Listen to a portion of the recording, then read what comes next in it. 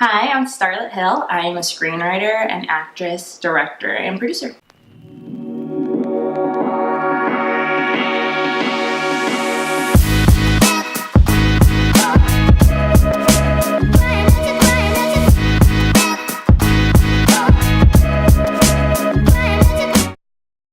I've always been a storyteller, and I feel like film is such an open avenue to reach so many people. Like when you watch a story or a movie, you tend to want to escape your own reality, and that's what it was for me.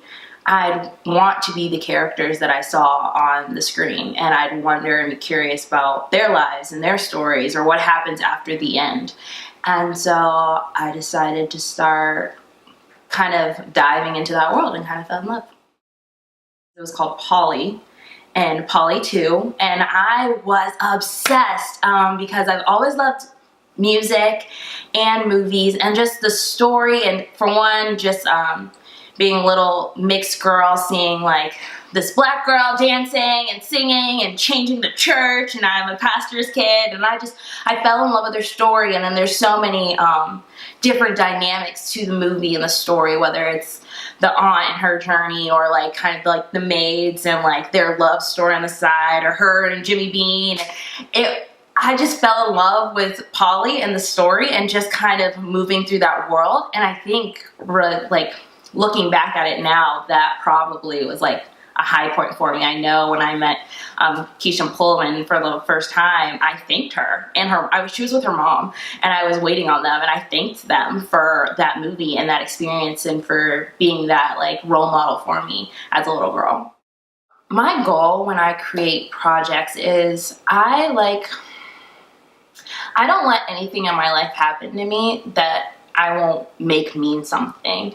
I've been through a lot of traumatic experiences, hurt in a lot of different ways, and so I use that kind of as my power source. Like, people know, if you're in my life, if you're associating with Starlett Hill, I'm going to write a story about you. You're going to become a character. Like, I'm going to find the movie in this, and I'm going to not exploit it, but I'm going to show it because I'm interested in what makes people tick.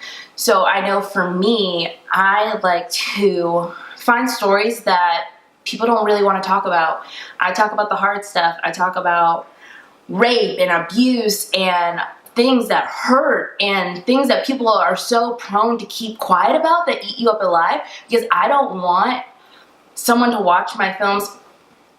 What I want is for someone to watch my films and say, me too, or I'm not alone. I want them to feel like there are more people in the world that understand them than just what they're going through by themselves, because so many people just don't want to talk about their traumas, they don't want to talk about their hurt, and they just bury it.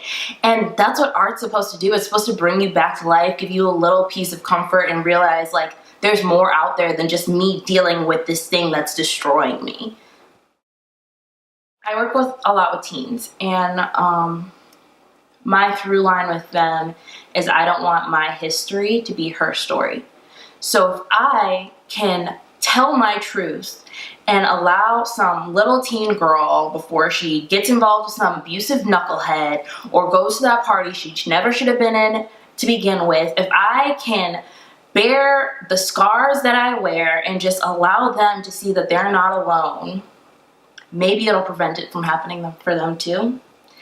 And even if it doesn't, allowing them to realize like I'm not in this by myself, there's someone who understands. That's what gets me writing in the morning. That's what gets me fueled. I'm like, okay, God, I've woken up today. Clearly I haven't accomplished my purpose. So let's get back to it. Let me tell the story that you put on my heart to tell.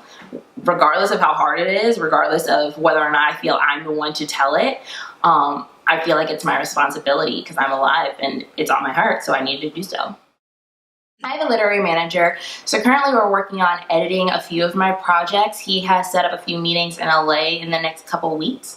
So we're kind of polishing the script packages. I have 2 pilot series that we're pitching, as well as 3 features. Both series are sitcoms. One is dealing with Afro-Latinas, one is dealing with African-American fathers. And then I have a faith-based movie and 2 romantic comedies. So we're kind of polishing the pitch packages, getting those ready, which is super exciting to just sort of see that aspect of it and have someone who so much believes in me and the stories I want to tell, and he just wants the world to see them too. So it's fun. It's exciting. I got my manager through a friend. I am someone who I use excuses to not put my content out there. Yes, I write and I produce and I make my own short films, but that's kind of because I want creative control. And I've been really blessed to find a lot of people in Atlanta who are willing to work with me on making those projects come true. But when it comes to the big ones, the big budget ones that I feel like I could make this on the blacklist, I could win this film festival or for screenwriting or whatnot, I kind of like sit in the background and I'm like, well, it's not ready, well, let me just do one more draft, or it's never gonna be perfect, or well, let me just show it to my friends and see what they think. And I finally had a group of ladies who they read all of my content and they kind of just sat me down and cussed me out, really. They were like, you need to submit, here are some agents in Atlanta, here are some agents in LA, and you need to submit to them, so do it because your stuff's ready. And I sent 3 log lines and 3 cover letters to those agents, and within an hour all of them wrote me back asking for the scripts, and I set up a few meetings, and I chose one that I think he's amazing, and he really believed in me, and he had the connections, and he had the people in his repertoire to make the stuff I want to bring to life come to life, essentially. So he had the connections and he really believes in me, and so it just was a good fit when I met with him one-on-one. And he did just relocate to the Atlanta area to start it off, is here as well from LA, so he goes back and forth. So yeah, it's worked out pretty well. Your story matters, and no one can tell it like you. And I feel like a big problem in the Atlanta area is there's not so much of a community when it comes to screenwriting, because we're so worried about someone stealing our story. It doesn't matter. It really doesn't matter, because as you've seen with Friends with Benefits and just, what is it, like there's the other one that came out that was like Just Friends. Yeah, Friends with Benefits and Just Friends. They're two stories. They're back exactly the same essentially, but they're told through different perspectives. No one's going to tell your story like you. So it doesn't matter if you think like, oh, I can't show this to people, they're going to steal it, oh, I don't want to put my content out there, what if they steal it and create it themselves? So what? For one, be honored because they stole your idea, because you're bomb. 2, get it done anyways, because people are going to want to hear from you. They're going to want to hear your take, your creative perspective on it, and no one's going to tell your truth your way. So still put out your content, still get out there, still chase your dream, because at the end of the day, it's yours for a reason.